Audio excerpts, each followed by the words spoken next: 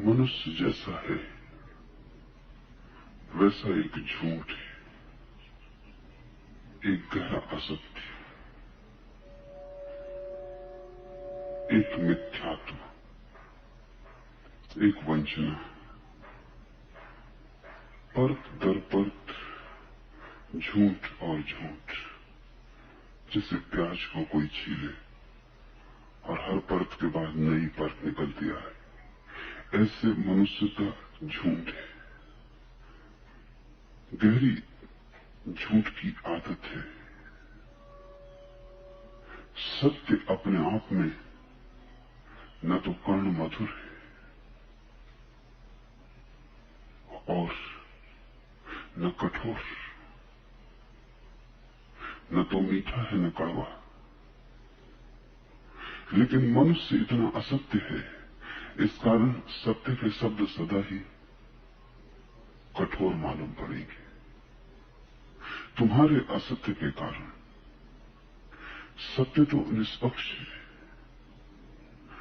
सत्य का कोई स्वाद नहीं है, सत्य तो स्वादातीत है,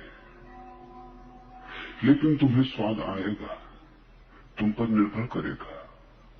अगर तुम सच्चे हो तो सत्य से ज्यादा कर्ण मधुर और कुछ भी नहीं। अगर तुम झूठ हो, जैसे कि तुम बड़ी मात्रा में हो, तो सत्य हर जगह से चोट करेगा, चुभेगा, कांटे जैसा मालूम पड़ेगा। इसे ठीक से समझ लेना तो ही लाओ से के वचन समझ में आ सकेंगे, अन्यथा भूल हो सकती है।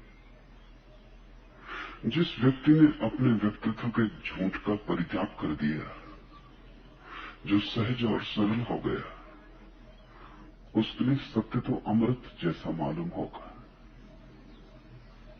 उसके लिए बस सत्य ही पीने जैसा लगेगा। वो वर्षों प्यासा रह सकता है, जैसे चातक की कथा है कि स्वाति की बूंद की प्रतीक्षा करता है। सरोवर भरा है जल से, लेकिन स्वाति की बूंद की प्रतीक्षा करता है। ऐसे ही बहुत ज्ञान भरा रहे सब तरफ, लेकिन सत्य का खोजी सत्य की बूंद की प्रतीक्षा करता है। वही है अमृत, वही बूंद बनेगी मोती उसके हृदय में जाकर। उसी बूंद से उसके मोक्ष का द्वार खुलेगा। सत्य अपने आप में न तो मीठा है न कड़वा। जो सत्य को उपलब्ध हो गया है, जो सत्य हो गया है, उसे न तो सत्य मीठा मालूम पड़ेगा न कड़वा। सत्य तो उसके होने के ढंग में एक हो जाएगा, उसका कोई स्वाद ही ना आएगा। स्वाद तो उसका आता है जो हमसे विजातीय हो, हमसे भिन्न हो। तुम्हें अपना ही स्वाद आता है। अपना क्या स्वाद? सत्य को जो उपलब्ध हो गया है, उस सत्य का कोई भी स्वाद ना आएगा। उसे पता ही ना रहेगा कि सत्य क्या है, असत्य क्या है। वो तो भूल ही जाएगा संसार क्या है, मोक्ष क्या है। ये तो सब सपने हो जाएंगे तो टूट गए। वो नींद तो मिट गई जो सत्य में जाग गया है। सपनों के स्वाद उसके खो ही जाएंगे, लेकिन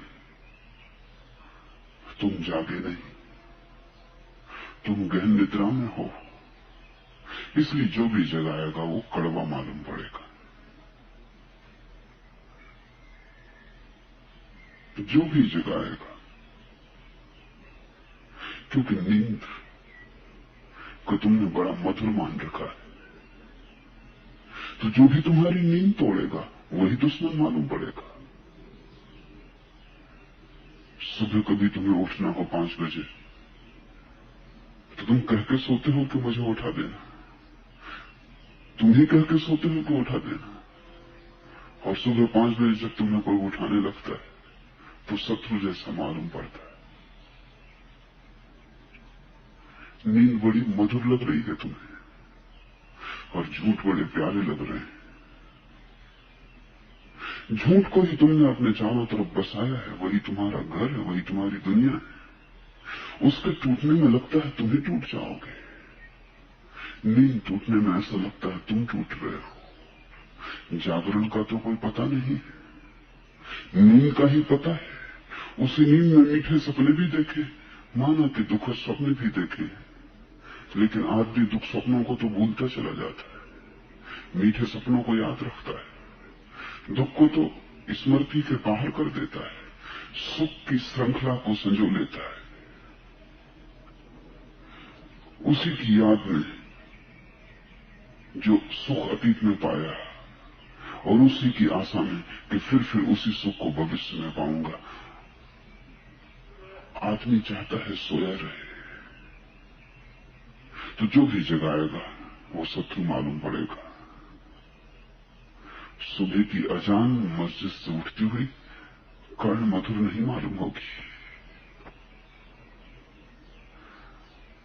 कड़वापन लगेगा, कड़वापन तुम्हारे कारण। ऐसा ही समझो कि बहुत दिन तुम बीमार रहे हो, बुखार से अभी अभी उठे हो, मिष्टान्न भी मीठा नहीं लगता, तुम्हारी जीभ अस्वस्थ है, मिठाई की मिठास और मिठाई में कम तुम्हारी जीभ पर निर्भर है।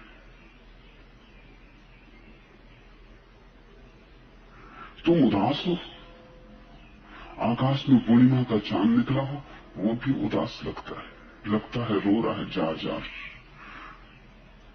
अगर तुम बहुत दुखी हो, कोई मर गया है, प्रीतम से छूट गए हो, कोई दुर्घटना घटी, लगेगा कि चांद से आंसू टपक रहे हैं,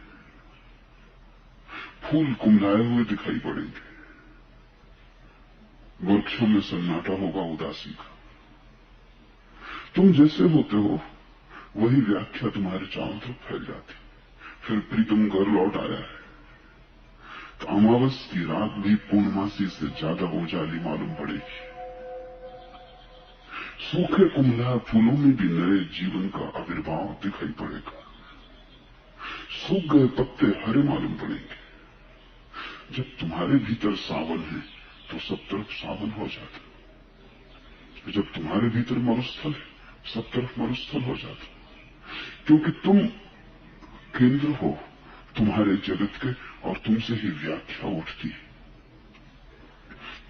तो जब लाओस से कहता है कि सत्य शब्द कर्ण मधुर नहीं होते और कर्ण मधुर शब्द सत्य नहीं होते, तो तुमसे कुछ कह रहा है। ये सत्य के संबंध में वो कुछ भी नहीं कह रहा है, क्योंकि सत्य के संबंध में तो कुछ भी कहा नहीं जा सकता। वो स्वयं ही कहता है पहले सूत्र में ताओ ते किंग के कि जो कहा जा सके वो सत्य नहीं है, जो नहीं कहा जा सके वही सत्य है। तो सत्य के संबंध में तो लाओस से कुछ भी नहीं कह रहा है, तुम्हारे संबंध में कह रहा है। तुम इतने झूठ हो गए हो कि तुम्हें सत्य का स्वाद ही खो गया है। तुम इतने विपरीत चले गए हो कि सत्य तुम्हें निकट नहीं मालूम पड़ता, दूर मालूम पड़ता है। दूर ही नहीं मालूम पड़ता, दुश्मन मालूम पड़ता है।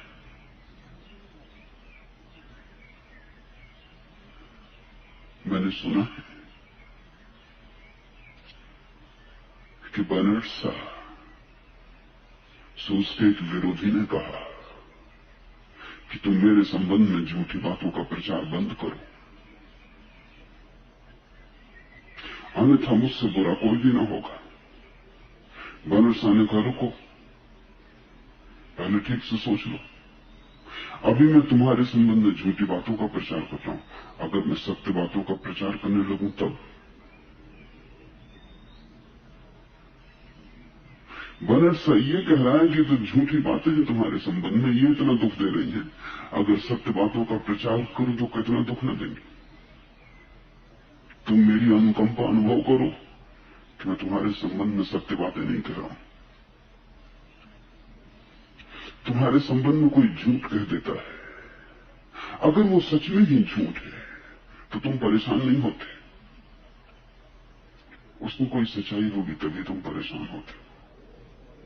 अगर उसमें बिल्कुल ही सच्चाई ना हो तो परेशानी होती ही नहीं। उसमें जितनी ज्यादा सच्चाई होगी उतनी परेशानी बढ़ती जाती। तुम बेईमान हो और कोई बेईमान कह देता है तो तुम तलवार निकाल के खड़े हो जाते हो, क्योंकि ये तो जान जीवन का सवाल हो गया। हो तुम बेईमान, और अगर ये बात फैल गई कि बेईमान हो तो बेईमानी करने की सुविधा छीन हो जाएगी। बेईमानी तो तभी तक कर सकते हो जब तक लोग मानते हैं कि तुम ईमानदार हो। लोग जब तक मानते हैं ईमानदार हो तभी तक तो बेईमानी की गुंजाइश है। बेईमानी के अपने पैर नहीं, वो भी ईमानदारी के कंधों पर बैठ के चलती है। झूठ के अपने कोई पैर नहीं है, वो भी सत्य का सहारा लेता है। तो अगर कोई तुमसे कह दे कि तुम झूठे हो, अगर तुम सच में ही झूठे हो तो तुम उबल पड़ोगे, भयंकर क्रोध का जन्म होगा। वो क्रोध ही बता रहा है कि सत्य ने चोट की, और अगर वो झूठ ही था बिल्कुल तो तुम हंस के निकल जाते। इसलिए तो संतों को तुम गाली देते हो, वो हंस के निकल जाते हैं। इसलिए नहीं कि तुम कुत्ते हो और वो हाथी, भौंकते रहे कुत्ते, हाथी कोई फिक्र नहीं करता। नहीं, ये तो बड़े अहंकार की भावना हो गई। वो सिर्फ इसलिए हंसते निकल जाते हैं कि बात में कोई बल ही नहीं है, क्रोध के लायक मामला ही नहीं है, हंसने योग्य ही है। और तुम पर उन्हें दया आती है कि तुम कैसे झूठ में पड़े हो। सत्य चोट करता है क्योंकि तुम झूठे हो। सत्य कड़वा लगता है क्योंकि तुम झूठे हो। जिसने भी हिम्मत की तुमसे सत्य कहने की, उससे ही तुम्हारी दुश्मनी बन जाएगी। ऐसा हुआ, मेरे एक परिचित थे, ख्याति नाम व्यक्ति थे, सेठ गोविंदास, संसद के सदस्य थे 50 वर्षों से। दुनिया में कोई आदमी इतने लंबे समय तक किसी संसद का सदस्य नहीं रहा। कोई 100 किताबों के लेखक थे, जीवन भर राजनीति और साहित्य में बिताया था। फिर उनके लड़के की मृत्यु हो गई। लड़का मध्य प्रदेश में उप मंत्री था और उसमें बड़ी आशाएं थी, बड़ी महत्वाकांक्षाएं थी। उसकी मृत्यु जैसे उनकी ही महत्वाकांक्षा की मृत्यु थी। बड़े दुखी हो गए, आत्महत्या की बात सोचने लगे और पहली दफा साधु संतों के पास जाना शुरू किया। उसी दुख की घड़ी में वो मेरे पास भी आ गए। मुझसे कहने लगे कि मैं आचार्य तुलसी के पास गया था, जैन मुनि, प्रसिद्ध जैन मुनि, और उनसे जब मैंने कहा कि मेरे बेटे की मृत्यु हो गई है, आप कुछ खोज के बताएं कि उसका जन्म हो गया या नहीं, तो उन्होंने आंख बंद की और वो ध्यान में लीन हो गए। और फिर उन्होंने कहा कि आप बड़े सौभाग्यशाली हैं, आपका बेटा तो स्वर्ग में देवता हो गए। बड़े प्रसन्न मेरे पास आए, कहने लगे आदमी तो ये है आचार्य तुलसी, बड़े साधु सन्यासी देखे, बाकी ऐसा गहरा खोज नहीं देखा।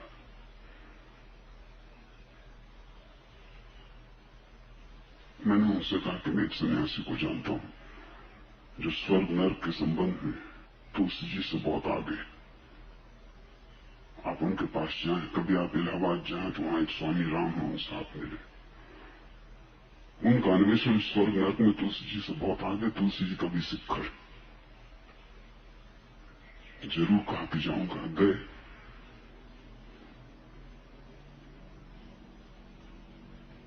रामस्वामी को मैंने खबर कर दी थी कि भाई क्या क्या कहना। उन्होंने आंख बंद की, आंख ही बंद नहीं की, बड़े हाथ पैर फड़फड़ाए और चिल्लाए और चीखे, खड़े हुए। सेठ जी बहुत प्रभावित हुए कि तो तुलसी जी ने भी नहीं किया था।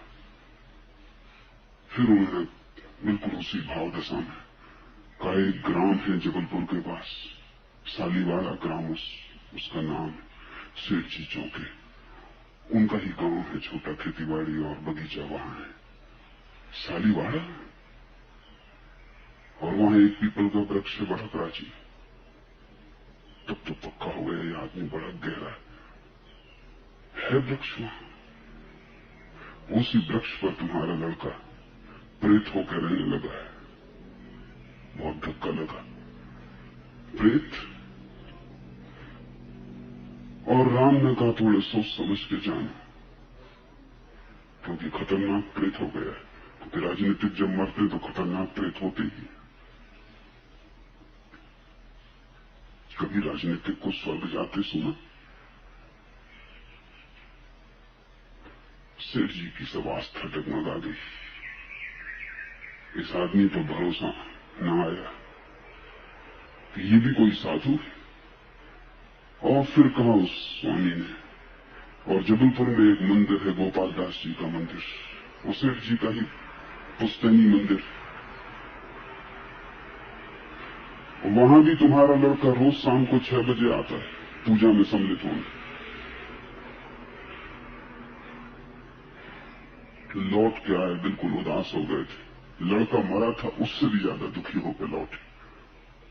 कहने लगे, ये कहां भेज दिया आपने? ये आदमी तो दुष्ट है, और ये सच नहीं हो सकता, ये बात बिल्कुल झूठ है, ये मैं मान ही नहीं सकता। तुलसी जी बिल्कुल ठीक है। मैंने कहा, आप थोड़ा सोचो, तुलसी जी के ठीक होने का आपके लिए कोई प्रमाण है?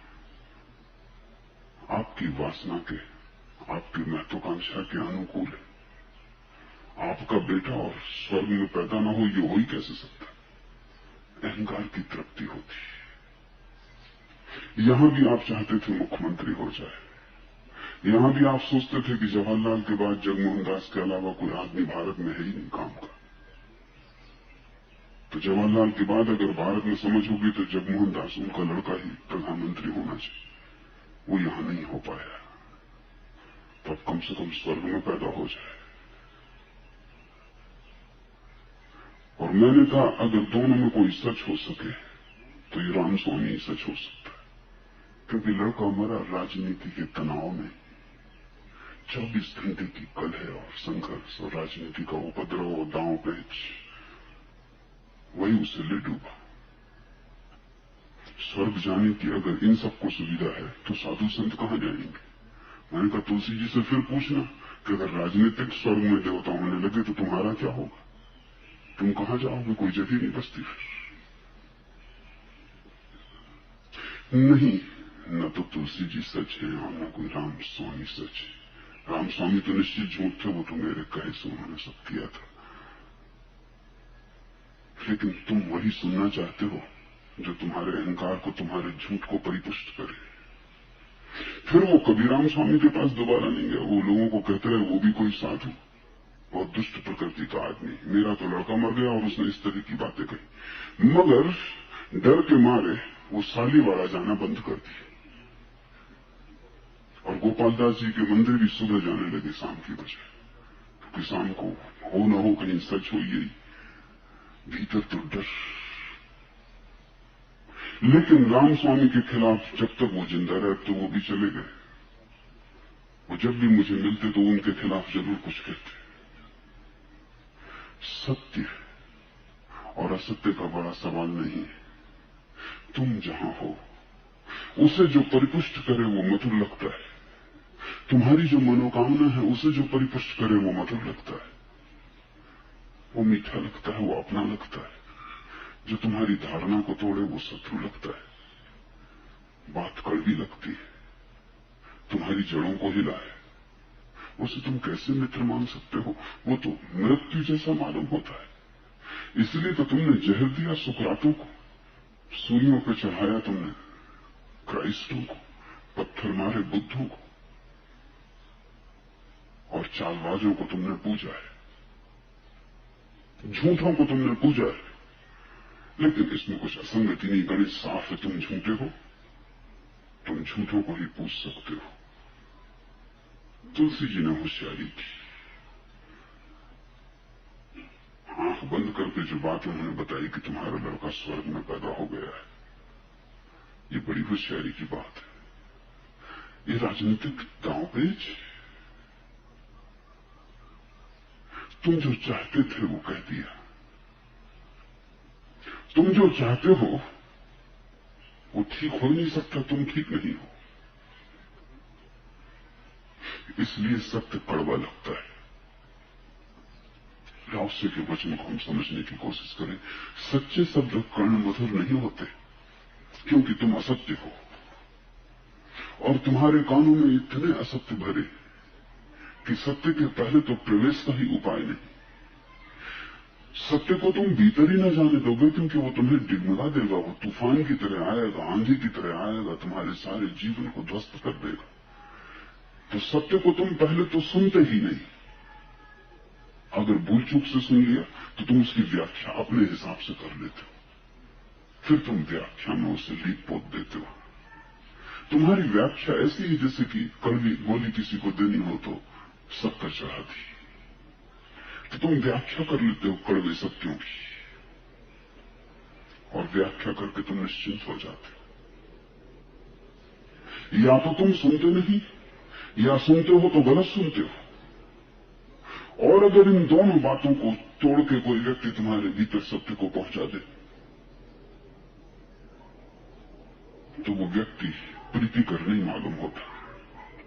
गुरु कभी प्रीतिकर मालूम नहीं हो सकता। गुरु तो तभी प्रीतिकर मालूम होगा जब तुम मिटने को तैयार हो जाओगे। मेरे पास इतने लोग आते, उनमें 3 कोटियों के लोग हैं। एक वे हैं जो इसलिए आते हैं कि मैं उनकी मान्यताओं को पुष्ट कर दूं। वो मेरे पास आते ही नहीं, वो अपनी मान्यताओं की पुष्टि के लिए आते हैं। वो जो मानते हैं, अगर मैं भी कह दूं कि ठीक है, तो उनके चित्त की प्रसन्नता देखने जैसी होती। उनका अहंकार पुष्ट हुआ। वो गीता के भक्त थे और मैंने गीता की प्रशंसा कर दी, तत्क्षण में उनके लिए ज्ञानी हो जाता। मैं ज्ञानी हो जाता हूं क्योंकि वो ज्ञानी है और गीता में उनकी श्रद्धा है, और मैंने भी कहती बात, मैंने उनकी ही बात कह दी। ऐसे लोग मुझसे आपके कहते हैं कि आपने जो कहा वो हमारी ही बात कहती। चित्त प्रसन्न हो गया, बड़े आनंदित जा रहे हैं। ऐसा मौका कम ही आ पाता है। ऐसे लोगों को मैं आनंदित नहीं भेजता, क्योंकि वो तो गलती हो जाएगी। ये तो गलत तरह का आनंद होगा, ये तो दवा न होगी, जहर होगा। इनके अहंकार को तो तोड़ना है, और अगर इनके अहंकार में गीता की बुनियाद रखी तो गीता को भी तोड़ना जरूरी है, ताकि इनका अहंकार गिर जाए। अगर इन्होंने अपने अहंकार को कृष्ण के सहारे खड़ा कर रखा है, तो कृष्ण को भी खींच लेना जरूरी है, ताकि इनका अहंकार गिर जाए। एक मित्र कुछ ही दिन पहले आए, आते से हाथ जोड़ के कहा कि और सब ठीक है, आप कभी रामायण पे बोले। आए थे मुझे सुनने को।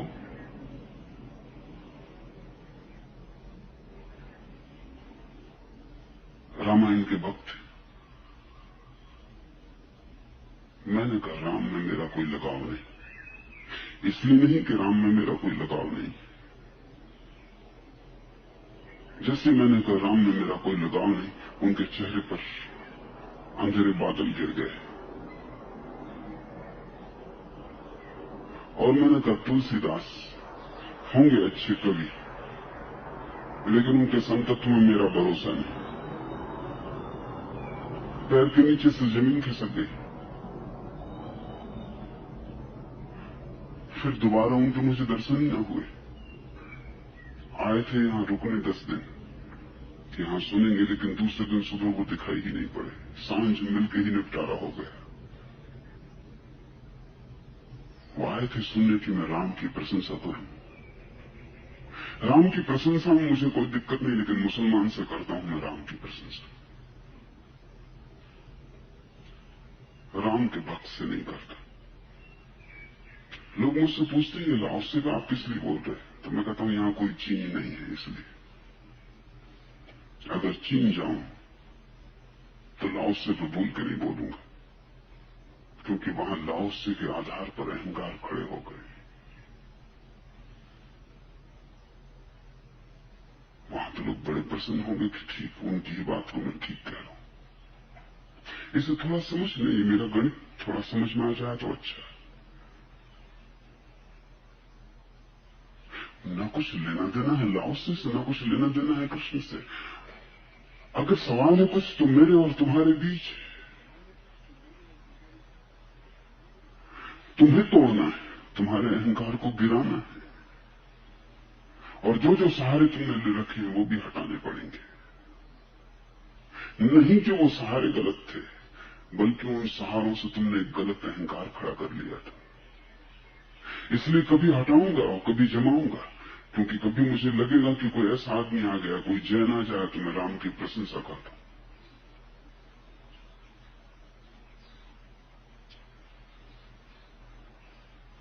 गहरे में सवाल इस तरह के आदमी के साथ ये होता है कि वो जो मानता है उसकी परितृप्ति हो जाए,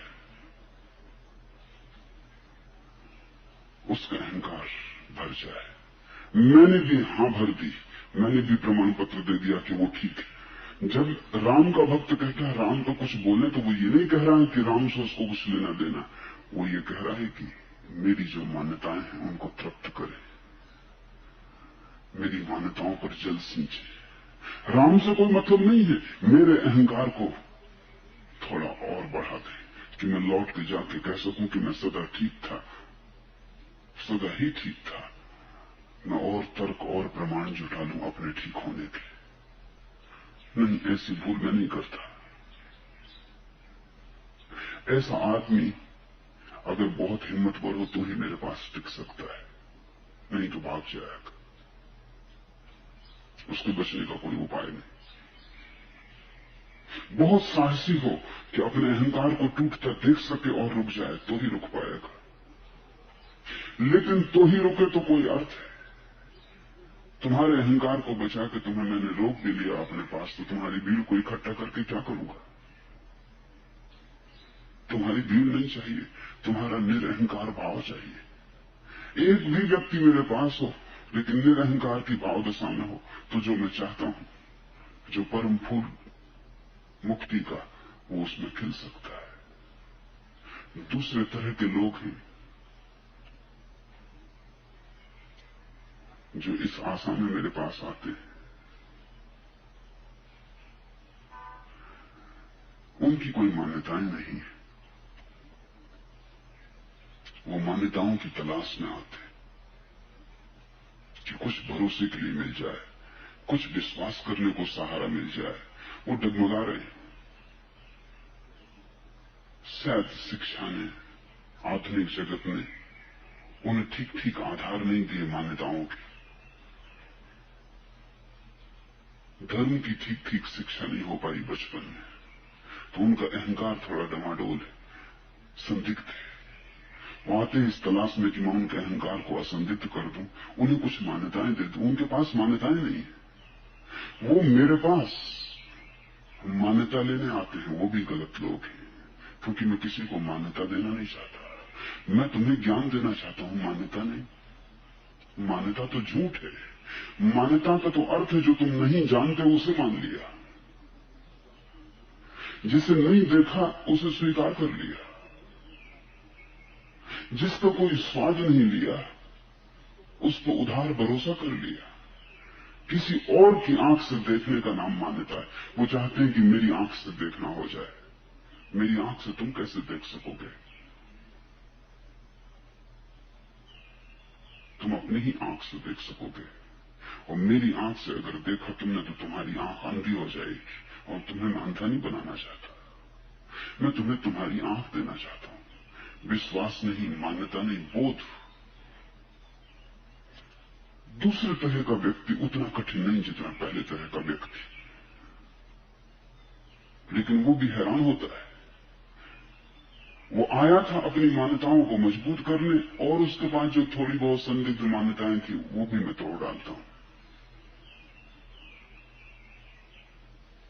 फिर एक तीसरे तरह का व्यक्ति है जिसकी न कोई मान्यता है, न जो किसी मान्यता की तलाश में आया है। वही सत्य का खोजी है। उसके लिए सत्य बिल्कुल कर्ण मधुर होगा, उस पर माधुरी की वर्षा हो जाएगी, उसके चारों तरफ काव्य की धुन बजने लगेगी। उसे मैं एक गीत की तरह लपेट लूंगा चारों तरफ से। तत्क्षण उसके भीतर नए का आविर्भाव होने लगेगा। उसके भीतर के मंदिर की घंटियां बजने लगेंगी, अर्चना के दिए जल जाएंगे, धूप से सुगंध उठने लगेगी। अगर तुम शून्य होकर आए हो तो सत्य मधुर लगेगा, अति मधुर लगेगा, उससे मीठा कहीं कुछ है। तुम पर निर्भर है कैसे तुम आए हो। तीसरी तरह का आदमी तो बहुत मुश्किल कभी कभी आता है। दूसरे तरह के लोगों को थोड़ी कम मेहनत से तीसरी तरह का आदमी बनाया जा सकता है। पहले तरह के लोगों को बड़ी मुश्किल से तीसरी तरह का आदमी बनाया जा सकता है। पहले तो वो रुकते ही नहीं, बनाने का मौका नहीं देते, भाग जाते। उनकी मान्यता को जरा चोट लगी कि वो भागे। वो छुई मुई है। तुमने एक पौधा देखा होगा लचिनू, उसको छू दो, बस उसकी पकड़ी बंद हो जाती है, एकदम सब पत्ते बंद हो जाते हैं, वो बिल्कुल मुर्दे की तरह हो जाते हैं। ऐसे ही पहली तरह के लोग हैं, छुई मुई। उनकी मान्यता को छू दो कि बस समाप्त, वो बंद हो गए। फिर तुमसे उनका कोई लेना देना न रहा। फिर वो कभी तुम्हारी तरफ आंख उठा के ना देखेंगे। उनकी आंख बंद हो गई, तुम उनके लिए रहे नहीं, वो तुम्हारे लिए न रहे, सबसे तो टूट गए। इस तरह का आदमी सबसे ज्यादा अधार्मिक आदमी है। और इसी तरह के लोग मंदिर मस्जिदों में अड्डा जमा के बैठे तो बड़ी दुर्घटना घट गई। अधार्मिक धार्मिक स्थलों में अड्डा जमा लिए। दूसरे तरह का आदमी मध्य बिंदु में, वो धार्मिक भी हो सकता है, अधार्मिक भी हो सकता है। अगर कोई उसकी मान्यताएं मजबूत कर दे और नई मान्यताएं दे दे तो मंदिरों में सम्मिलित हो जाएगा, वो भी अधार्मिक हो जाएगा। और अगर वो सौभाग्य से किसी ऐसे व्यक्ति के पास पहुंच जाए जो उसकी डिगमिगाती हुई मीनारों को बिल्कुल गिरा दे,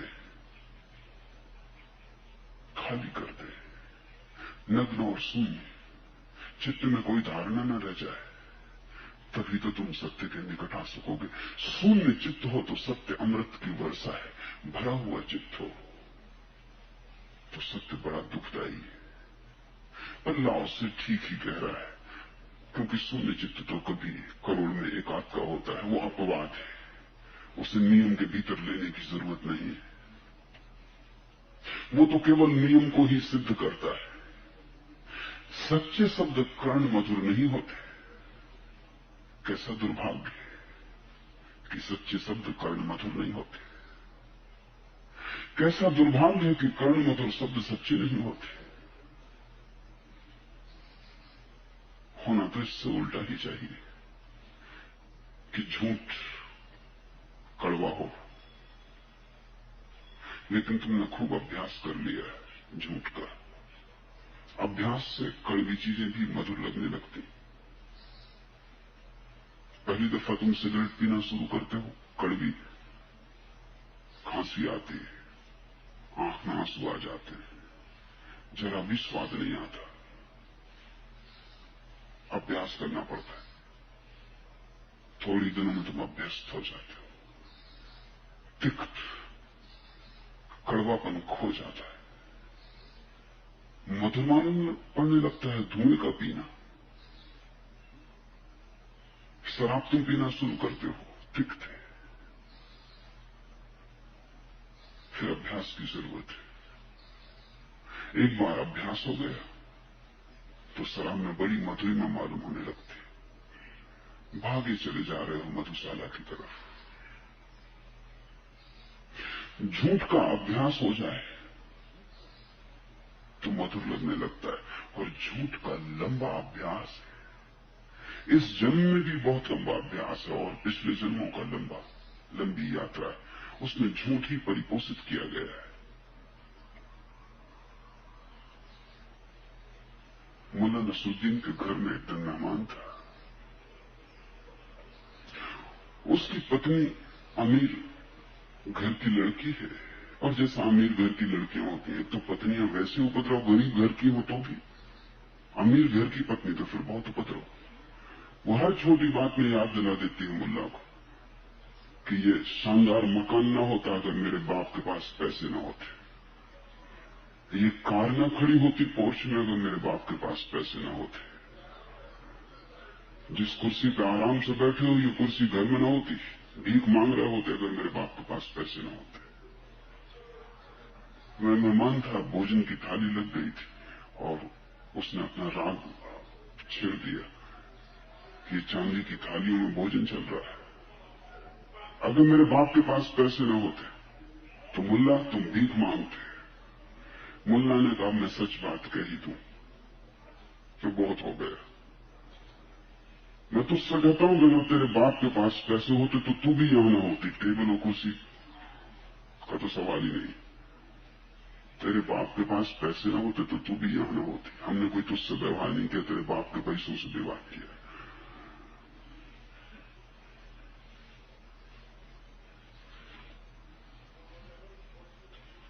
प्रेम तो झूठ है 100 में 99 मौके पर।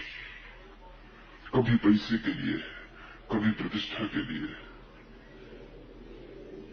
कभी चमड़ी के लिए और कभी बहुत क्षुद्र बातों के लिए जिनका तुम हिसाब ही न लगा सकोगे कि कैसा पागलपन।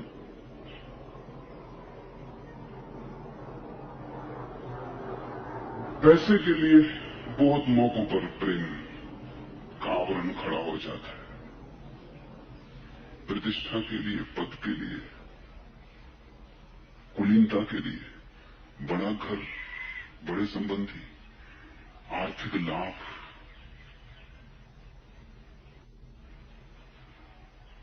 कभी स्त्री की चमड़ी सुंदर है इसलिए, वो भी ऊपर ऊपर है क्योंकि स्त्री चमड़ी नहीं है, चमड़ी से बहुत ज्यादा है और चमड़ी तो भूल जाएगी 2 दिन बाद। रोज तो भीतर की आत्मा के साथ रहना पड़ेगा। कभी आंखों के लिए कि आंखें सुंदर है, लेकिन कहीं आंखों के साथ रहने से कुछ काम चला है कि कभी नाक का आकार, कि कभी वाणी की मधुरता और कभी कभी और भी क्षुद्र बातों के लिए प्रेम का आवरण खड़ा हो जाता है। स्त्री का चलने का ढंग, तो उसके मुड़ने का ढंग, कभी बहुत छोटी छोटी बातों के लिए, लेकिन तुम इन सबको प्रेम का आवरण दे देते हो। छोटी बातें बड़ी मालूम होने लगती, लेकिन ये आवरण टूटेगा जब तक कि प्रेम ही ना हो। और प्रेम अकारण है, प्रेम का कोई कारण नहीं, न तो नाक का झुकाव, न आंख का मछलियों जैसा होना,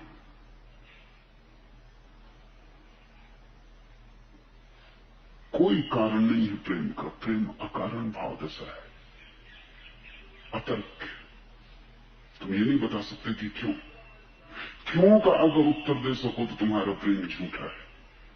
तुम क्यों का उत्तर खोजो और न पा सको तो तुम्हारा प्रेम सच्चा है। तुम कहो कि क्यों तो कुछ भी नहीं मिलता, कारण तो कुछ भी नहीं मिलता, बस हृदय है कि बहा जाता है।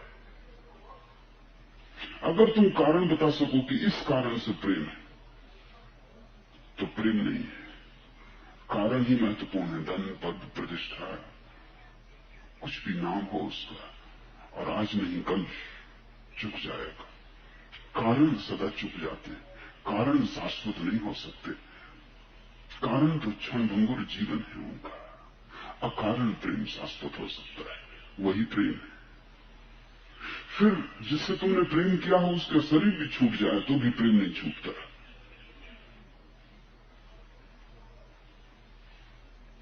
अभी मैं जैकलिन के चित्र देख रहा था। दूसरा पति मर गया, ओनासिस, लेकिन जैकलिन के चेहरे पे कोई उदासी और दुख नहीं। ओनासिस की संपत्ति ही कारण रही होगी प्रेम का, और कैनेडी से भी प्रेम नहीं रहा होगा, क्योंकि इधर कैनेडी मरा नहीं कि उधर नई साज सज्जा, नए विवाह का आयोजन हो गया। शायद आयोजन पहले से ही तैयार था।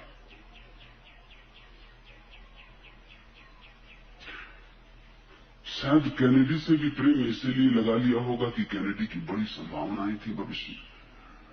कभी न कभी वो आदमी प्रेसिडेंट होने ही वाला था। उसमें प्रतिभा थी, दौड़ थी, गति थी, महत्वाकांक्षा थी। अदम्य महत्वाकांक्षा थी। शायद उस अदम्य महत्वाकांक्षा के कारण ये स्त्री कैनेडी के प्रेम में पड़ गई होगी। फिर धन था अपार। कैनेडी मरा नहीं कि ओनासिस, और ओनासिस तो बूढ़ा आदमी था, 69 साल का होकर मरा। फासला लंबा है। जैकलिन 45 साल की है। कुछ इस बूढ़े से प्रेम के कारण विवाह न किया होगा। दुनिया के थोड़े से संपत्तिशालियों में एक था ओनासिस, उसकी संपत्ति से प्रेम किया होगा। इधर ओनासिस मरा नहीं कि सारी अमेरिका में चर्चा शुरू है कि अब कौन जैकलिन किसके साथ विवाह करने वाली, और देर न लगेगी। और अब तो देर करने का समय भी नहीं है। 45 साल की जल्दी ही करनी पड़ेगी, नहीं तो समय गुजरा जाएगा।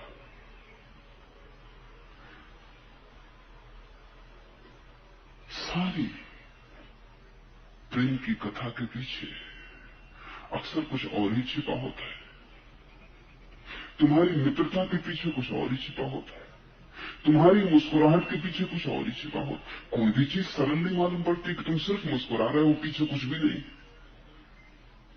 कि तुम सिर्फ प्रेम कर रहे हो, पीछे कुछ भी नहीं। कि तुम किसी के प्रति मित्रता का हाथ बढ़ा दिए हो अकारण, पीछे कुछ भी नहीं।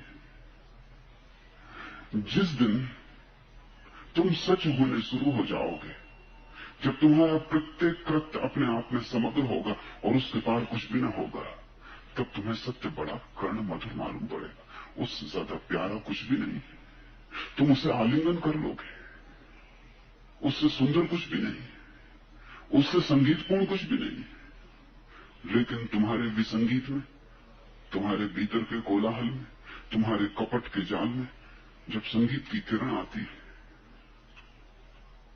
तो तुम्हारे कारण संगीत की किरण नहीं मालूम पड़ती, उपद्रव मालूम पड़ती। तुम अंधकार के इतने आदी हो गए हो कि जब प्रकाश तुम्हारे द्वार आता है तो तुम आंख बंद कर लेते हो, तुम तिलमिला जाते हो। तुम्हारी तिलमिलाहट प्रकाश के कारण नहीं है, तुम्हारी तिलमिलाहट लंबे दिनों तक अंधकार में रहने के कारण है। सच्चे शब्द कर्ण मधुर नहीं होते, कर्ण मधुर शब्द सच्चे नहीं होते। ऐसे बनने की कोशिश करना कि सत्य तुम्हें कर्ण मधुर हो सके, और तब तक समझना कि यात्रा करनी है जब तक सत्य कर्ण मधुर ना हो जाए। चाहे कितना ही काटता हो, चाहे आरे की तरह तुम्हारी आत्मा को टुकड़े टुकड़े कर देता हो, तो भी तुम अपने को इस योग बनाते जाना कि सत्य प्रीति कर लगे, क्योंकि उसी प्रीति से तो परमात्मा तक पहुंचने का सेतु बनेगा। और अगर असत्य कर्ण मधुर लगता है और जानते हो कि असत्य है, कोई तुमसे कह देता आहा कितने सुंदर हो, और तुम्हें खुद ही शक है, आईने में तुमने खुद ही शक्ल बहुत बार देखी है, तुम खुद भी नहीं कह सकते इतने विश्वास से कि आहा कितने सुंदर हो, लेकिन दूसरे पे तुम भरोसा कर लेते हो।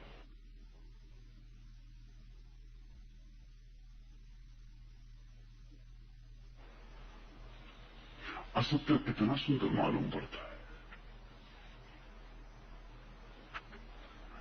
और असत्य को जब तक तुम सुंदर मालूम करते हो, सुखद प्रीतिकर, तब तक तुम कैसे सत्य से संबंध जोड़ पाओगे?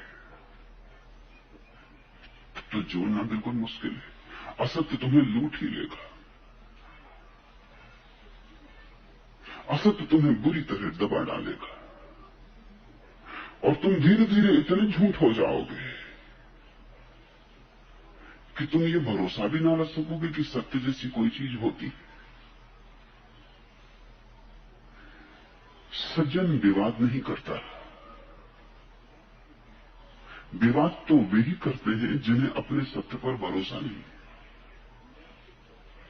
विवाद तो पैदा ही तब होता है जब तुम दूसरे के सामने कुछ सिद्ध करना चाहते हो, लेकिन ये बड़ा जटिल है। जब भी तुम दूसरे के सामने कुछ सिद्ध करना चाहते हो, तो असलियत में तुम दूसरे के माध्यम से अपने सामने कुछ सिद्ध करना चाहते हो। तुम संदिग्ध हो। हिंदू सिद्ध करना चाहता है हिंदू धर्म सर्वश्रेष्ठ है, ये संदिग्ध है आदमी। ये तर्क का जाल फैला के अपने को भरोसा दिलाना चाहता है, और दूसरे को दिला पाए या न दिला पाए, अपने को तो दिला ही लेगा। दूसरे के सामने हम सिद्ध करने की कोशिश करते हैं ताकि दूसरे की आंखों में देख लें कि हमारा तर्क सार्थक है, तो हमें भी ख्याल आ जाए। मैंने सुना है मुल्ला नसरुद्दीन एक रास्ते से गुजर रहा है, उसकी रंग बिरंगी पोशाक, उसके चलने का ढंग, कुछ आवारा बच्चे उसके पीछे हो लिए, कोई कंकड़ मार रहा है, कोई मजाक कर रहा है। उनसे छुटकारा पाने के लिए मुल्ला नसरुद्दीन ने कहा कि सुनो, तुम्हें खबर है कि आज राजमहल में बोझ दिया जा रहा है सारे नगर को। बच्चे साथ हो लिए, वो भूल गए कंकड़ पत्थर फेंकना। वो बात गौर से सुनने लगे, बच्चे बात गौर से सुनने लगे, मुल्ला भी गर्मा गया, बातचीत में ज्यादा गर्मी आ गई, वाचाल हो गया, भोजनों की चर्चा करने लगा कि कैसे कैसे क्या क्या बन रहा है महल में आज, और तुम यहां क्या कर रहे थे। बात में जोश आ गया, जैसा कि बोलने वालों को अक्सर आ जाता है। बोलने से गर्मी बढ़ती है, और अगर सुनने वाले उत्सुक दिखाई पड़े तो बुखार और बढ़ता है। जब बुखार तेजी से हो जाता है तो सन्निपात, फिर बोलने वाला कुछ भी बोलता है। इतना उसने जोर से चर्चा की और इतनी प्रगाढ़ता से भोजनों का विवरण दिया कि उसकी खुद की जीभ में लार आने लगी। बच्चे तो उसे छोड़ के भागे महल की तरफ। जब बच्चे भागने लगे आगे की छाया में और दूर खोने लगे सड़क पर, तो मुल्ला भी दौड़ने लगा। एक बार उसने अपने आप से कहा, ये क्या कर रहा है नसरुद्दीन? पर उसने कहा कि बात में जरूर कुछ मामला होना ही चाहिए, नहीं तो बच्चे इतनी जल्दी भरोसा नहीं कर सकते। कौन जाने, बोझ दिया ही जा रहा हो, हर्ज भी क्या है, देख तो लेना चाहिए चल के। खुद ही झूठ को बढ़ा था। तुम ख्याल करो, ये कहानियां केवल कहानियां नहीं, तुमने बहुत से झूठ गढ़े थे, फिर धीरे धीरे तुम खुद ने ही उन पर विश्वास कर लिया। जब तुम दूसरे को विश्वास दिला देते हो तो तुम्हें खुद विश्वास आ जाता है। दूसरे के चेहरे में तुम अपनी तस्वीर देख लेते हो और भरोसा आ जाता है कि ठीक होना ही चाहिए। दुनिया में जो लोग दूसरे के सामने कुछ सिद्ध करने में लगे रहते हैं, वे ही लोग हैं जिनके भीतर अभी कुछ भी सिद्ध नहीं हो पाया। सज्जन विवाद नहीं करता, सज्जन वक्तव्य देता है, कह देता है जो उसे ठीक लगता है। वो किसी विवाद के लिए उत्सुक नहीं, वो कुछ सिद्ध करने को उत्सुक नहीं है। वो कोई तर्क, वो कोई वकील नहीं है, वो कोई वकालत नहीं कर रहा है किसी सिद्धांत की, अपने अनुभव की बात कह देता है।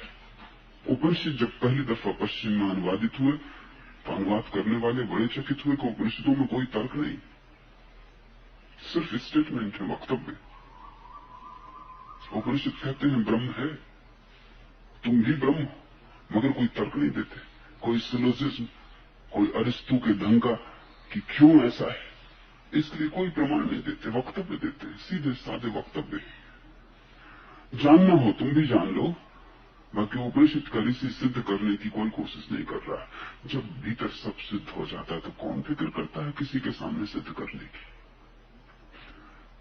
तो एक तो वे लोग हैं जो दूसरों के सामने सिद्ध करके अपने को भरोसा दिलाना चाहते हैं, और तीसरे वे लोग हैं जिन्होंने अनुभव कर लिया, खुद सिद्ध हो गए, अब वे किसी के सामने कुछ सिद्ध नहीं करना चाहते। और मजा यह है कि जो दूसरे को चेष्टा करते हैं सिद्ध करने की, खुद चाहे धोखे में पड़ जाएं, दूसरे को कभी धोखा नहीं दे पाते। तुमने कभी कोशिश की कि जब भी तुम तर्क से किसी को समझाने की कोशिश करते हो तो ये हो सकता है तुम उसका मुंह बंद कर दो। तर्क तीखा प्रहार है, किसी का मुंह बंद कर सकता है, लेकिन क्या तुमने कभी ये पाया कि तर्क से तुमने कभी किसी दूसरे को विजय कर ली हो, दूसरे के हृदय को जीत लिया हो? मुंह बंद कर सकते हो, मुंह बंद करने से कहीं हृदय जीता जाता है। वो आदमी कसमसाएगा, वो आदमी भीतर से तो जानता ही है कि मामला गलत है, सिर्फ तुम तर्क दे रहे हो। और तर्क से गलत बात के लिए भी दिए जा सकते हैं। तर्क को कोई चिंता ही नहीं कि तुम किसके लिए दे रहे हो, तर्क तो वैश्य है, वो किसी के भी साथ जाने को तैयार है। इसलिए तो कहा जाता है कि वकील और वैश्य स्वर्ग नहीं जा सकते, किसी के संगी साथी नहीं है। मुल्ला नसरुद्दीन एक दिन अपने वकील के घर गया और उसने जाके विस्तार से एक मुकदमा उस पर चलने वाला है उसकी सारी बात कही। सारी बात करके उसने कहा कि क्या ख्याल है आपका, जीत सकूंगा या नहीं? वकील ने कहा कि जीत 100% निश्चित है, इसमें तो कोई मामला ही नहीं, तुम जीते ही हुए हो, बस थोड़ा अदालत से गुजरना है, प्रक्रिया आसान था, तुम जीते हुए हो। मुल्ला ने नमस्कार किया और चलने लगा। वकील ने कहा कहां जाते हो? मेरी फीस और सारा इंतजाम। उसने कहा कोई जरूरत नहीं, ये तो मैंने विपक्षी की तरफ से सारी बात कही थी, अब लड़ने की कोई जरूरत ही नहीं। ये तो मेरे विरोधी की तरफ से मैंने मामला पेश किया था और तुम कहते हो कि 100% जीत, तो मामला खत्म ही है, हार ही जाना बेहतर, मुकदमा जाने अदालत तक जाने की जरूरत क्या है?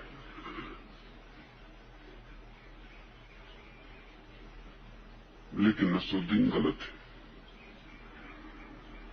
वकील तो हर हालत में यही कहता है,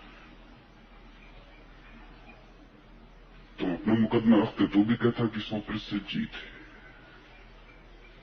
वकील तो हर हालत में कहेगा कि जीत है, और ऐसा भी नहीं है कि जीत नहीं हो सकती, सिर्फ बड़ा वकील चाहिए। अदालत सत्य और असत्य के बीच थोड़ी निर्णय करती, छोटे वकील और बड़े वकील के बीच निर्णय करती। कोई अदालत दुनिया में कैसे सत्य और असत्य का निर्णय कर सकेगी? अदालतों का काम है सत्य और असत्य का निर्णय। समाधि में ही तय हो सकता है कि क्या सत्य और क्या असत्य, अदालत कैसे करेगी? अदालत तो इतना ही कर सकती कि किसकी तरफ से बड़ा वकील लड़ रहा है, किसकी तरफ से छोटा वकील लड़ रहा है। कौन ज्यादा फीस दे सकता है वो सत्य होकर निकल आता है, कौन कम फीस दे सकता है वो असत्य हो जाता है। अमीर जीत जाता है, गरीब हार जाता है। वकील पर निर्भर है, तर्क पर निर्भर है कि तुम कितना महंगा और सुसंस्कृत तर्क खरीद सकते हो। बस तर्क का कोई पक्ष नहीं, किसी के भी साथ हो लेता है। सज्जन विवाद नहीं करता क्योंकि सज्जन का तर्क पे भरोसा नहीं, अनुभव पे भरोसा है। इसे थोड़ा ठीक से समझ लो। पंडित का तर्क पे भरोसा है, पंडित तर्क देता है, वो सिद्ध कर सकता है कि ईश्वर है या नहीं। ऐसे ही पंडित और दूसरे पंडितों को पैदा कर देते हैं जो नास्तिकों के पंडित हैं, क्योंकि जब तुम तर्क देते हो कि ईश्वर है, तुम ईश्वर को अदालत में खड़ा कर दिए। अब नास्तिक भी तर्क दे सकता है, बड़े तर्क दे सकता है। कभी तुमने सुना कि कोई आस्तिक किसी नास्तिक को तर्क से आस्तिक बना पाया हो, या कभी कोई नास्तिक किसी आस्तिक को तर्क से नास्तिक बना पाया हो? तर्क से बदलाहट होती ही नहीं, हृदय अछूता रह जाता है। सारी बदलाहट हृदय की है, भाव की है। तुम्हारा हृदय प्रेम से जीता जाता है, तर्क से नहीं। तर्क तो तुम्हारे हृदय के पास भी न पहुंच पाएगा, फटक भी न पाएगा पास। सज्जन तुम्हें जीतता है अपने होने से, उसका व्यक्तित्व ही उसका एकमात्र तर्क है, उसका होना ही एकमात्र प्रमाण है। मिस्टर इकहार्ट हुआ जर्मनी का एक बहुत बड़ा रहस्यवादी संत,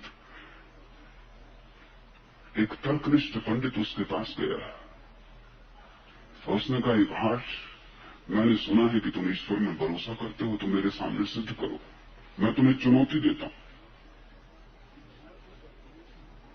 इकहार्ट ने कहा, चुनौती हम स्वीकार करते हैं, लेकिन हमारे सिद्ध करने के ढंग अलग अलग है।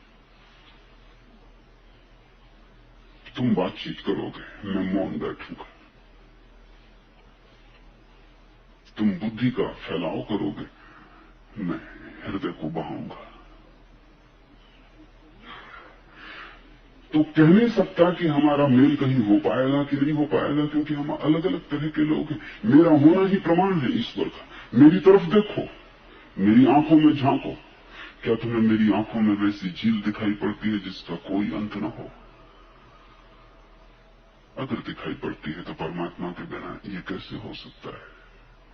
मेरे पास आओ, मेरे हाथ को अपने हाथ में ले लो, अनुभव करो क्या कोई प्रेम तुम्हारी तरफ बह रहा है अकारण।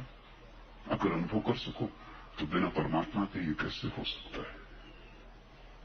मैं प्रार्थना करने बैठूंगा, तुम बैठो, देखो आंख से अपूर्व आंसू बहते हैं आनंद के। तुम मेरे आंसुओं को समझो। क्या बिना गहन प्रेम के ये संभव है? क्या गहरी विरह वेदना के ये संभव है? अगर परमात्मा ना हो तो इतना विराट प्रेम की प्यास मुझ में कैसे हो सकती है? तुम मुझे जानो, शायद तुम पहचान लो, लेकिन तर्क मेरे पास कोई भी नहीं, मैं ही तर्क हूं। संत स्वयं तर्क है, और जो संत को समझ सकते उनके लिए परमात्मा एक सिद्धांत हो जाता है, क्योंकि संत ही असंभव है बिना परमात्मा के। संत प्रमाण हो जाता है। संत इस पृथ्वी के गहन अंधकार में उस महाप्रकाशवान की छोटी सी किरण है, माना कि मिट्टी का दिया है, मगर ज्योति उसी परमात्मा की। और अगर तुम मिट्टी के दिए में जलती ज्योति को पहचान लो तो आकाश के महासूर्यों में भरोसा आ जाएगा। लेकिन संत विवाद नहीं करता। विवाद तो हिंसा है, असज्जन का लक्षण है। विवाद जबरदस्ती है तुम्हें दबाने की। विवाद हिंसात्मक आक्रमण है तुम्हारे ऊपर। विवाद का अर्थ है कि मैं सिद्ध करके रहूंगा और तुम्हें झुकना पड़ेगा। विवाद तलवार है सूक्ष्म शब्दों की, तर्क की, लेकिन है तलवार। और तुम विवाद के सामने अगर झुक गए, अगर तुमने ऐसे तर्क मान लिए जिन्हें तुम्हारा हृदय इंकार करता था, तो तुम भटक जाओगे।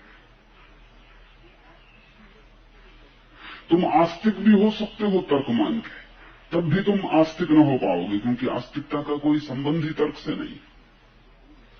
तुम नास्तिक भी हो सकते हो, दोनों बराबर। आस्तिक और नास्तिक में जरा भी फर्क नहीं है। अगर तुमने तर्क के कारण, विचार के कारण आस्तिकता और नास्तिकता को चुन लिया, तुम में कोई बहुत फर्क नहीं है। तुम एक ही नदी के दो किनारे हो। फर्क तो उस आदमी में है जिसने तर्क के कचरे को एक तरफ फेंक दिया और हृदय की पुकार सुनी, आवाहन सुना अपनी ही गहराइयों का। धरातल पर, सतह पर जो हो रहा था उसकी चिंता छोड़ दी, विचार की तरंगों की गहन में उतरा, भीतर की पुकार सुनी और उस भीतर की पुकार के सहारे चलने लगा। वही आस्तिक है। लेकिन उसको आस्तिक कहना भी ठीक नहीं, क्योंकि वो नास्तिक के विरोध में नहीं। वस्तुतः वो आस्तिकता नास्तिकता के पार हो गया, क्योंकि तर्क के पार हो गया। सज्जन विवाद नहीं करता, वो कुछ भी सिद्ध करने के लिए उत्सुक नहीं है। अगर उसका होना ही काफी प्रमाण नहीं है तो वो चिंता नहीं करता, क्योंकि जब उसका होना ही प्रमाणित नहीं कर सकता तो और क्या प्रमाणित करेगा। बुद्धिमान व्यक्ति बहुत बातें नहीं जानता। जो बहुत बातें जानता है वह बुद्धिमान नहीं। बुद्धिमान व्यक्ति एक ही बात जानता है, उसका सारा जानना एक का ही जानना है। वो हजार ढंग से वही कहता है, वो एक ही कहता है। उसका स्वर एक है। वाद्य वो कोई भी चुने, कभी वीणा पर बजाए, कभी बांसुरी पर, कभी सितार को छेड़े, कभी तबले पर, मृदंग पर, लेकिन उसका स्वर एक है, उसका गीत एक है। वो गाता एक ही बात है। मैं तुमसे रोज बोलता हूं और ऐसा रोज बोलता रह सकता हूं अनंत काल तक, मगर मैंने तुमसे एक बात छोड़ के दूसरी बात नहीं कही। बहुत बहुत द्वारों से मैं तुम्हें एक ही द्वार पर ले आया हूं। बहुत बहुत शब्दों से एक निशब्द की तरफ ही इशारा किया है। लाओस से कहता है बुद्धिमान आदमी बहुत बातें नहीं जानता, वो एक को ही जान लेता, क्योंकि उस एक को ही जान लेने से सब जान लिया जाता है। उद्दालक का बेटा श्वेत केतु घर लौटा तो उसके पिता ने पूछा, तू क्या क्या जानकर लौटा है? तो उसने कहा, सब जानकर लौटा हूं, ज्योतिष, गणित, व्याकरण, भाषा, भूगोल, इतिहास, पुराण, वेद, स्मृतियां, श्रुतियां सभी जान के लौटा हूं। बाप ने कहा, तूने वो एक जाना या नहीं जिसको जान लेने से सब जान लिया जाता है? श्वेत केतु बहुत अकड़ से आया था, सब जान के आया था, प्रमाण पत्र लेके आया था गुरुकुल से। गुरुओं ने बड़ी प्रशंसा की थी क्योंकि बड़ा प्रतिभाशाली व्यक्ति था, स्मृति उसकी अपार थी, वेद कंठस्थ हो गए थे। सोचा था बाप बहुत प्रभावित होगा, और बाप ने एक अजीब सा सवाल पहले ही क्षण में पूछ लिया कि बेटा जमीन पर गिर गया, अहंकार टूट गया। कहा कि नहीं, उस एक को तो जान के नहीं आया जिसको जानने से सब जान लिया जाता है। सब जान के आया हूं, एक का मुझे कोई भी पता नहीं। गुरुओं ने उसकी बात ही नहीं की, ये सवाल ही वहां नहीं उठा। तो बाप ने कहा, वापिस जा, सब जानने से क्या होगा, ये तो सब आसार है, तू तो एक को ही जान के लौट। तो उस एक को ही जान लेने से सब जान लिया जाता है। वापिस लौट गया श्वेत केतु एक को जानने। लाओस से कहता है, बुद्धिमान व्यक्ति बहुत बातें नहीं जानता है, जो बहुत बातें जानता है वह बुद्धिमान नहीं है। बहुत के जानने का आग्रह ही इसलिए होता है कि तुम एक से चूक रहे हो। एक को पालोगे तृप्त हो जाओगे, जानने की प्यास ही बुझ जाएगी। इसलिए बहुत बातें जानते हो, जानने की चेष्टा करते हो, और जान लें, क्योंकि प्यास मिटती नहीं। तुम्हारा ज्ञान, जिसको तुम ज्ञान कहते हो, कितना ही पिए चले जाओ, कंठ सूखता ही चला जाता है, प्यास मिटती नहीं। प्यास नहीं मिटती तो मन होता है और पियो, शायद पर्याप्त नहीं पी रहे, इसलिए आदमी ज्ञान को इकट्ठा करता चला जाता है। वो ज्ञान का सागर हो सकता है, लेकिन प्यास न मिटेगी, क्योंकि सागर से कहीं प्यास मिटी। प्यास के लिए तो छोटा सा एक का झरना चाहिए, बड़े से बड़ा सागर भी प्यास न बुझा सकेगा, वो बहुत खारा है। तुम सब जान लो, सागर जैसा तुम्हारा ज्ञान हो जाए विस्तीर्ण, फिर भी तुम प्यासे रहोगे। तृप्ति तो उसके झरने से मिटती है, तृप्ति तो उसके झरने से होती है। वो एक का झरना है, उस एक को ही उपनिषद ब्रह्म कहते हैं, उस एक को ही लाओस से ताओ कहता है। उस एक के तुम जो भी नाम देना चाहो दे दो, परमात्मा कहो, निर्वाण कहो, सत्य कहो, पर वो एक है, और वो एक तुमसे दूर नहीं, तुम्हारे भीतर। असल में जो स्वयं को जान लेता वो सब जान लेता, क्योंकि स्वयं सबका सार संचित। स्वयं के भीतर सारा ब्रह्मांड छिपा है छोटे से पिंड में। अनंत आकाश समाया है तुम्हारे छोटे से हृदय में। वो बीज रूप है, ये विराट वृक्ष रूप है। बीज को जिसने जान लिया उसने पूरे वृक्ष को जान लिया, क्योंकि बीज में सारा ब्लूप्रिंट, पूरे वृक्ष की एक एक पत्ती छिपी, अभी प्रकट नहीं हुई है, छिपी। तुम्हारे भीतर सारा ब्रह्मांड छिपा है, इसलिए उपनिषद कहते हैं तत्वमसि, वह तुम ही हो। ये श्वेत केतु जब गुरु के पास गया तब ये वचन बोला गया। श्वेत केतु वापस लौटा, उसने गुरु से कहा, उदास होकर, चिंतित होकर, इतना सब सीखा लेकिन पिता प्रसन्न न हुए, और उन्होंने एक सवाल किया जिसका मैं जवाब न दे पाया। उन्होंने पूछा, उस एक को जाना जिसको जानने से सब जान लिया जाता है?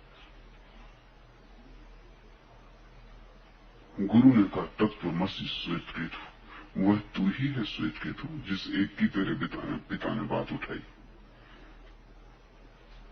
अच्छा हुआ तू वापस लौट आया, क्योंकि हम उस एक का इशारा तभी कर सकते हैं जब कोई प्यासा होके आए। इसके पहले तूने और सबके जानने के लिए चेष्टा की, जिज्ञासा की, वो तूने जाना। अब तू एक की जिज्ञासा लेके आया, अब तू उसे भी जान लेगा। लेकिन वो तू ही है, इसलिए कहीं और नहीं जाना है, भीतर जाना है। किसी और से नहीं पूछना है, भीतर डूबना है। अब शास्त्र बेकार है, उच्छिष्ट है, अब वेदों में कुछ सार नहीं, क्योंकि वो तो निःशब्द है, वहां तो मौन में उतरना है। बुद्धिमान एक को जानता है और एक को जान के सबको जान लेता है। बुद्धिहीन अनेक को जानता है और अनेक को जान जान के एक को भी खो देता है। एक साधे सब सधे, और जिसने एक को साध लिया उसने सब साध लिया, और जिसने अनेक को साधना चाहा वो तीन तेरह बांट हो गया, वो खंड खंड हो गया, वो अनेक के साथ अनेक हो गया। इसलिए तो तुम एक भीड़ हो। अभी तुम्हारे भीतर व्यक्तित्व नहीं, एक नहीं तो व्यक्तित्व कैसे होगा? तुम तो एक भीड़ हो, बहुत तरह के लोग तुम्हारे भीतर। सुना है मैंने कि बायजीद जब अपने गुरु के पास गया तो जैसे ही गुरु के झोपड़े में प्रविष्ट हुआ और कहा कि मैं अब सब छोड़ के आ गया हूं आपके चरणों में, अब और प्यासा न रखें, अब मुझे तृप्त कर दें। बायजीद के गुरु ने ऐसा चारों तरफ देखा, सन्नाटा था और कोई न था, बायजीद खड़ा था, और गुरु ने कहा तू आ गया वो तो ठीक, लेकिन ये भीड़ क्यों साथ लेके आया है? वहां कोई था ही ना। बायजीद ने लौट के पीछे देखा खुद भी कि कोई भीड़ है, आसपास कोई भी ना था। बायजीद ने कहा कैसी भीड़, मैं बिल्कुल अकेला आया हूं। बायजीद के गुरु ने कहा आंख बंद कर और भीड़ को पाएगा। और कहते हैं बायजीद ने आंख बंद की और भीड़ को पाया, क्योंकि तुम अभी एक नहीं हो, बहुत हो। पत्नी के सामने तुम्हारा कोई और चेहरा है, ग्राहक के सामने दुकान पर तुम्हारा कोई और चेहरा है, बेटे के सामने तुम्हारा कोई और चेहरा, नौकर के सामने तुम्हारी अकड़ ही और। अमीर को देख के तुम कैसी पूछ हिलाने लगते हो, गरीब को देख के कैसे अकड़ जाते हो। तुम्हारे कितने चेहरे, तुम्हारे कितने रूप हैं। ये भीड़ है तुम्हारे भीतर। तुम्हारे भीतर अभी एक स्वर तो बजा ही नहीं, तुम हो कौन? तुम अभी पूछोगे मैं कौन हूं, उत्तर न पाओगे, क्योंकि बहुत उत्तर मिलेंगे। कोई कहेगा कि तुम फलाने के बेटे हो, तुम फलाने के बाप हो, तुम उसके पति हो, तुम इसके नौकर हो, उसके मालिक हो। तुम पूछोगे मैं कौन, 1000 उत्तर आएंगे भीतर। उत्तरों से घाटी गूंज उठेगी, उनमें से कोई भी उत्तर सही नहीं, क्योंकि एक ही तुम हो सकते हो। ना तो तुम किसी के पति हो और न किसी के मित्र, न किसी के शत्रु। इन सबको छोड़ो, तुम अपने में क्या हो? ये तो दूसरों से संबंध है, ये तुम्हारा होना नहीं है, ये तुम्हारा अस्तित्व नहीं है, तुम्हारा स्वरूप नहीं है। ये तो नाटक में मिले तुम्हें अभिनय है। कभी बाप हो, कभी बेटे हो, कभी मित्र हो, कभी शत्रु हो, ठीक है, लेकिन ये तुम नहीं हो। तुम्हारा मौलिक स्वरूप क्या है, जो तुम जन्म के पहले थे, जो तुम मरने के बाद होगे, जो तुम समाधि के एकांत में होगे, वो तुम कौन हो?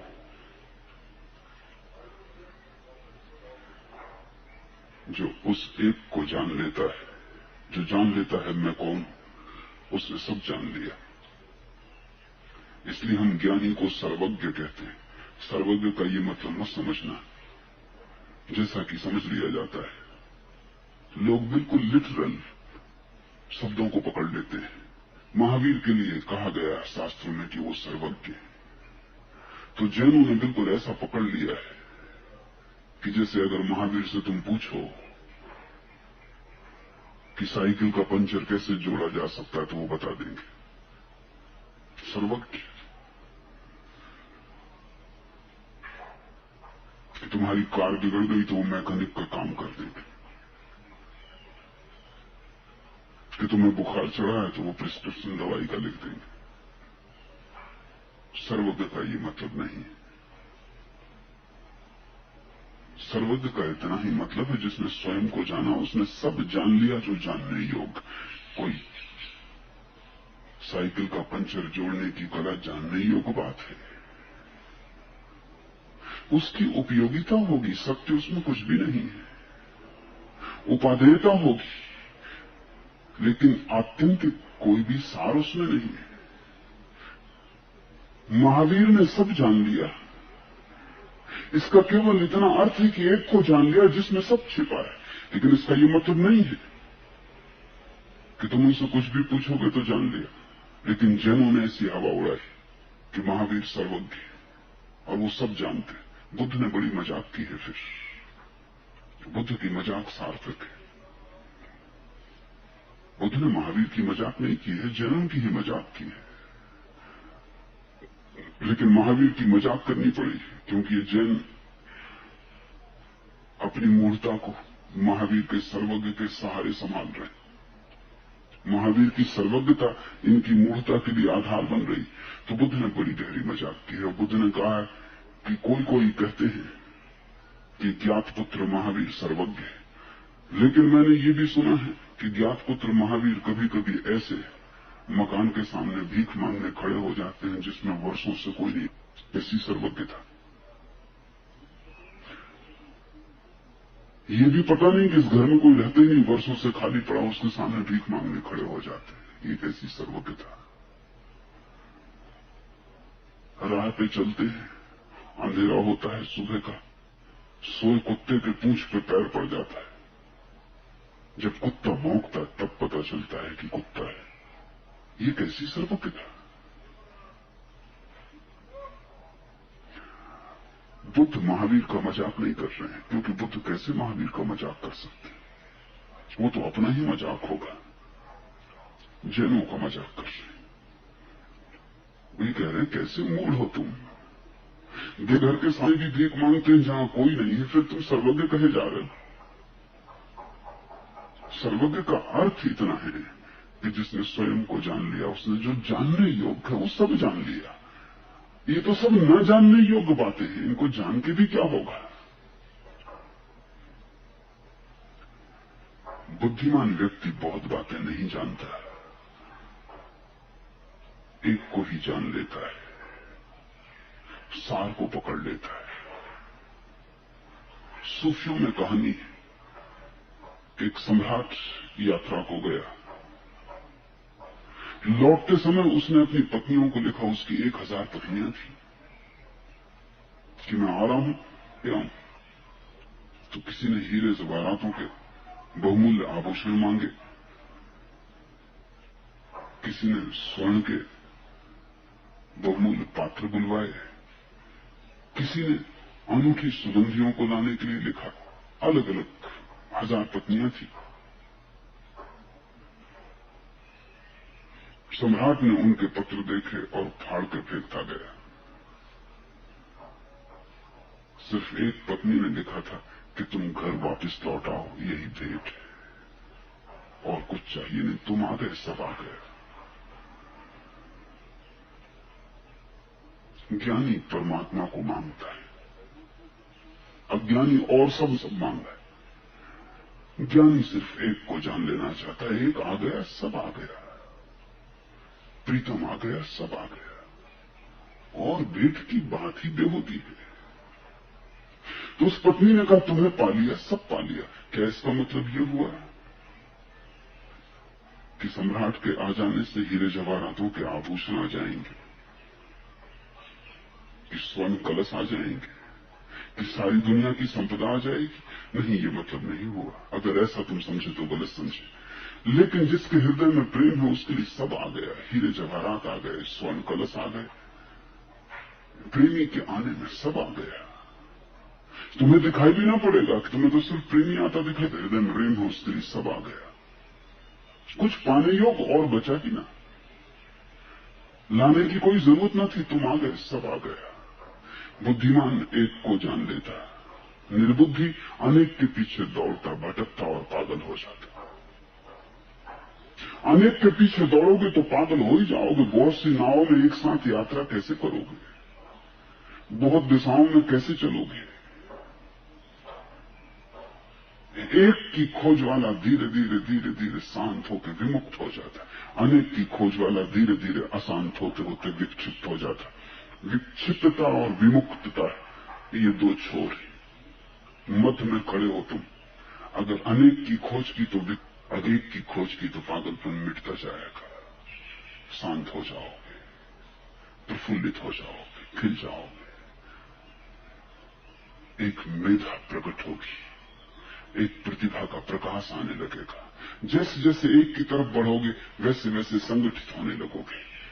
जैसे जैसे एक के पास पहुंचोगे वैसे वैसे भीड़ छटने लगेगी। तुम भी एक होने लगोगे, क्योंकि समान ही समान को जान सकता है। जब तुम एक हो जाओगे तभी तुम एक को जान पाओगे। जब तुम अनेक हो जाओगे तभी तुम अनेक के साथ संबंध बना पाओगे। अनेकता विक्षिप्तता में ले जाएगी, एकता विमुक्ति। संत अपने लिए संग्रह नहीं करते, दूरों को दान देते और स्वयं बढ़ती प्रचुरता को उपलब्ध होते हैं। संत अपने लिए संग्रह नहीं करते, क्योंकि अपने लिए जीते नहीं। दो तरह के जीने के ढंग हैं।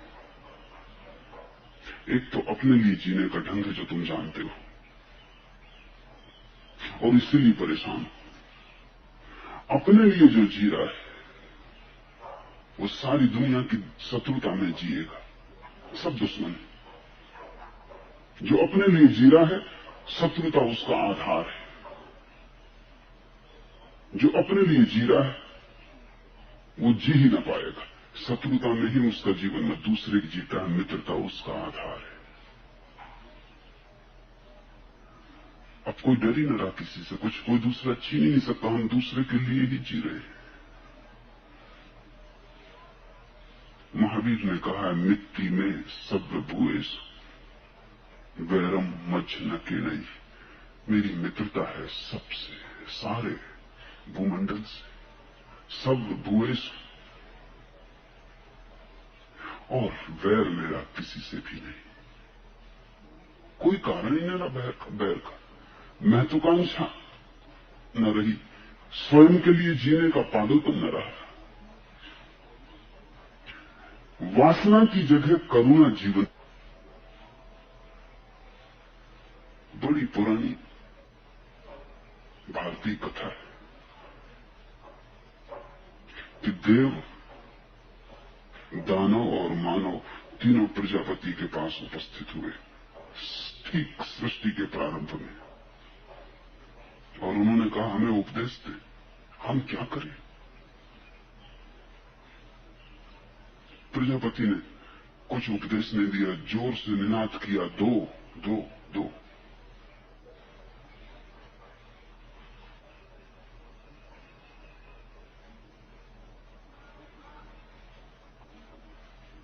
ये तो निनाद दो दो केवल देवताओं ने सुना।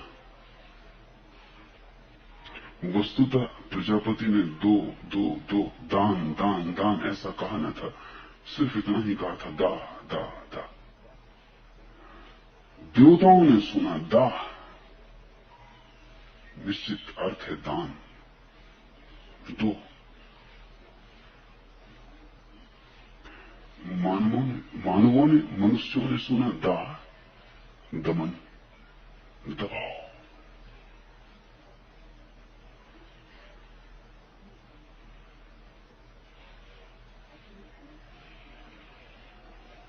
अपने अनुसार ही तो सुना जाएगा।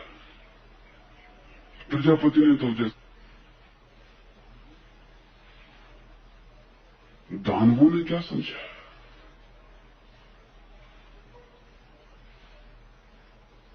उन्होंने समझा दुष्टता। दा, उन्होंने व्याख्या की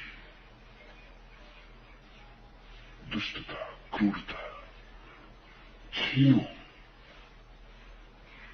सताओ। देवताओं ने समझा दो, दान, करुणा। मनुष्यों ने सोचा दबाओ अपनी वासनाओं को, इच्छाओं को, दमन, संयम।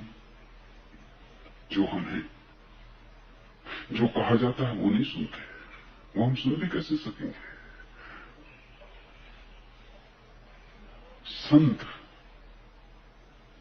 अपने लिए संग्रह नहीं करते, इसलिए नहीं कि संग्रह बुरा है, बल्कि इसलिए कि संतों ने अपने अनुभव से जाना है कि जितना तुम संग्रह करोगे उतना ही तुम दीन होते चले जाओगे, दरिद्र हो जाओगे। जितना तुम दोगे उतने ही समृद्ध हो जाओगे। असल में तुम उसी चीज के मालिक होते हो जिसे तुम दे सकते हो। तुमने कभी दे के देखो, लेकिन परितृप्ति नहीं हो सकती। भीतर एक बेचैनी होती, भीतर पूरे प्राण आकुल होते। कुछ तुम कर रहे हो जो तुम्हारी प्रकृति के विपरीत, अन्यथा बेचैनी क्यों, परेशानी क्यों?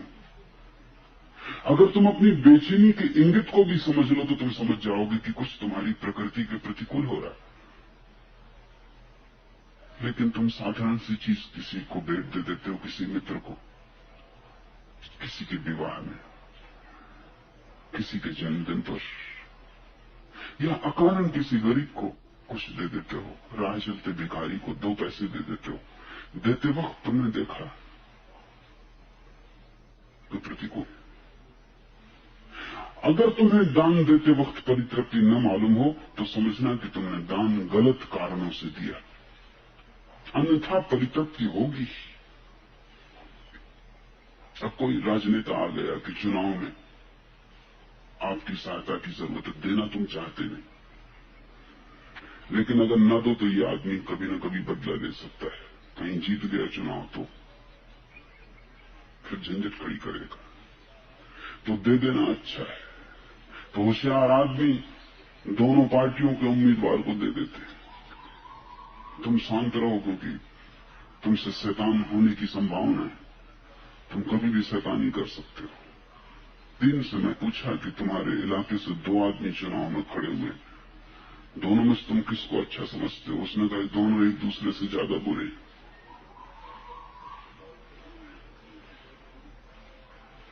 दोनों एक दूसरे से ज्यादा बुरे, लेकिन परमात्मा का धन्यवाद, शुक्र अल्लाह का, उसने कहा कि केवल 2 में से एक ही चुना जा सकता है, नहीं तो और मुसीबत होती। शुक्र अल्लाह का कि 2 में से एक ही चुना जा सकता है, यही एक आशा है, बाकी दोनों एक दूसरे से बुरे। राजनेता आ जाता है, उसको भी देना पड़ता है, मुस्कुरा के देना पड़ता है, लेकिन भीतर तुम्हें बेचैनी मालूम होती, सुख नहीं मालूम होता। राह पे भिखमंगा मांगने खड़ा हो जाता है तो 2 पैसे तुम देते हो, लेकिन परितोष नहीं होता। परितोष तो तभी होगा जब तुम हृदय से देते हो, और कोई कारण देने का नहीं। अगर कारण है तो वो दान ही न रहा, वो भी धंधा का हिस्सा है, सौदा है। वो भी बाजार में प्रतिष्ठा खरीद रहे हो 2 पैसे देके भिखमंगे को। उसको तुम मूल और ब्याज से वसूल करते रहोगे, इसी बाजार से वसूल करोगे। इसी राजनेता को जिसको तुमने 1000 रुपए दे दिए चुनाव में लड़ने के लिए, तुम 10,000 के लाइसेंस निकलवा के रहोगे। सब सौदा है, लेकिन दान सौदा नहीं है। दान का अर्थ दे दिया, और देने में इतना पा लिया कि अब इसके आगे पाने का कोई सवाल ही नहीं उठता। जितना दिया कि रोक के उसको गमाने को वो राजी नहीं। दूसरे के लिए जीते, क्योंकि उन्होंने ये जाना कि जितना तुम दूसरे के लिए जीते हो उतना ही तुम्हारा जीवन परमात्मा में होता जाता है। परमात्मा अपने लिए नहीं जीता, इसलिए तो कहीं दिखाई नहीं पड़ता।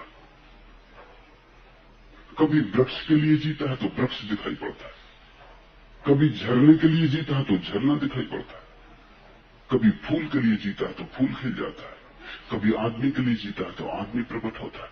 परमात्मा को तुम सीधा कहीं ना पा सकोगे, क्योंकि वो अपने लिए जीता ही नहीं। इसलिए तो मुसीबत है। नास्तिक पूछता है कहां है, दर्शन करवा दो।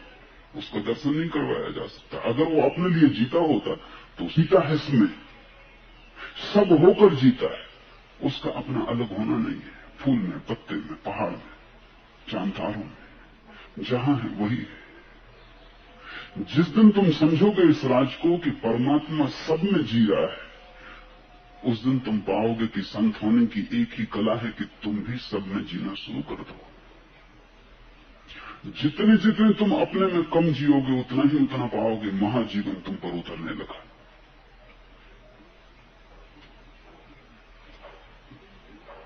वह दूसरों के लिए जीते हैं, स्वयं समृद्ध होते चले जाते हैं, लेकिन संग्रह नहीं करते, जीते हैं दूसरे के लिए और स्वयं समृद्ध होते चले जाते हैं। संत एक भीतरी समृद्धि से जीता है, उसकी प्रचुरता आंतरिक है, वो भीतर से भरा हुआ जीता है, आपूर ऊपर से बहता हुआ जीता है। उसकी संपदा आंतरिक है और जितना ही वो बांटता है ये संपदा बढ़ती जाती। बाहर की संपदा को बांटो घटेगी, भीतर की संपदा को रोको घटेगी। बाहर की संपदा को बांटो समाप्त हो जाएगी, भीतर की संपदा को बांटो बढ़ती चली जाएगी। दूसरों को दान देते हैं और स्वयं बढ़ती प्रचुरता को उपलब्ध होते हैं। स्वर्ग का ताव आशीर्वाद देता है लेकिन हानि नहीं करता, और अगर हानि होती तो तुम्हारे अपने कारण होती। तुम आशीर्वाद को भी अभिशाप में बदलने में बड़े कुशल हो।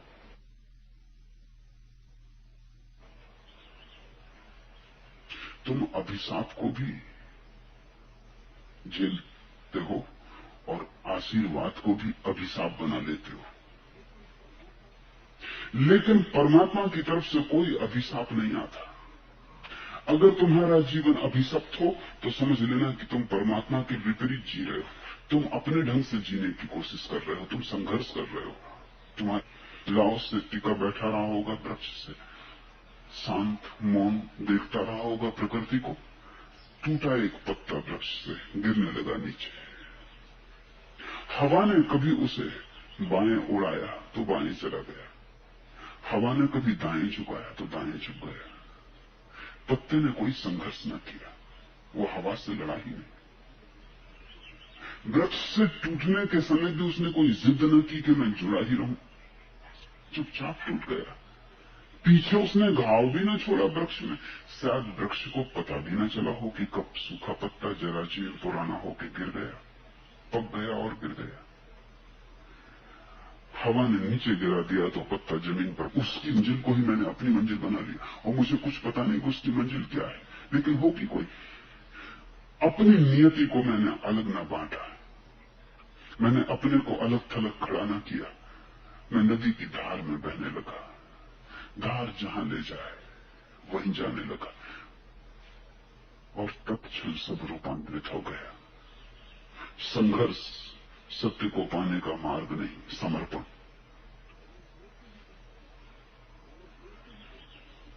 और जैसे ही तुम समर्पित हो, अचानक तुम पाते हो सब तरफ से उसके आशीर्वाद बरसने लगे। वो सदा से बरस रहे थे लेकिन तुम उल्टे जा रहे थे और तुम उन्हें अभिशाप में रूपांतरित कर रहे थे। चेष्टा का परिणाम है। समग्र से पृथक होने की जो तुम्हारी धारणा है वही तुम्हारा नरक है। समग्र के साथ तुम एक हो गए, स्वर्ग का द्वार खुल गया। आज इतना ही।